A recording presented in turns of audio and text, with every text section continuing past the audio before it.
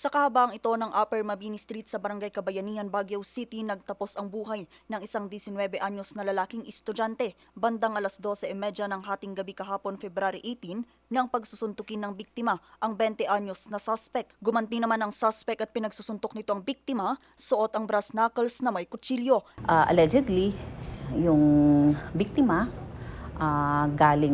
biktima and his friends, galing sila sa isang inuman doon sa Mabini. Pagkalabas nila ng inuman, nakita nila yung mga grupo ng suspect. So, ang ginawa ng biktima, allegedly, ay pinagsusuntok niya sila. Nag-retaliate lang yung suspect. Yun nga, gamit kasi ang isang knuckle na may patalim. Nagkatinginan or something, kursunadahan. Actually, hindi naman sila magkakakilala. Naitakbo pa ang biktima sa pagamutan pero idineklara rin itong dead on arrival dahil sa tinamong sugat sa dibdib. Bali, ang cause of death is yung multiple stab wounds. Maraming saksak sa chest.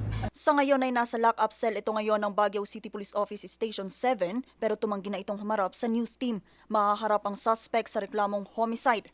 Hinikayat naman ng Baguio City Police Office ang mga bar owners na paigtingin ang pagbabantay sa kanilang mga customer para agad maaksyonan ang anumang gulo. Tiniyak din ng Baguio City Police Office na paigtingin pa nila ang Uplan Bakal Sita para matiyak ang seguridad sa mga bahay, inuman sa lungsod. Vanessa Bugtong, RNG News.